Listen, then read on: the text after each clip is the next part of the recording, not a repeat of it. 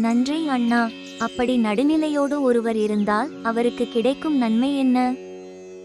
ஒரு செயலின் தன்மை, செய்தவனின் நோக்கம், சூழல் இவற்றை அனைத்தையும் சீர்தூக்கி பார்த்து அனைவருக்கும் நலம் தரும் வகையில் தீர்வு காண்பவனின் செயல் அவனுக்கு தரும் நன்மையை பற்றி திருவள்ளுவர் நடுவுநிலைமை அதிகாரத்தில் என்ன சொல்கிறார் என்று பார்ப்போம்.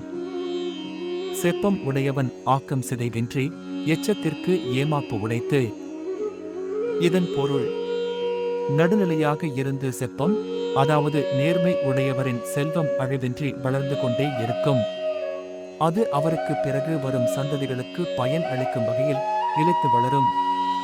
சற்று விரிவாக கூறினால், ஒருவரின் தகுதியாக கருதப்படும் நடுநிலையான செம்மை காரணமாக அவரின் செல்வம் வளரும் என்பதால்தான் திருவள்ளுவர் ஆக்கம் என்று கூறுகிறார்.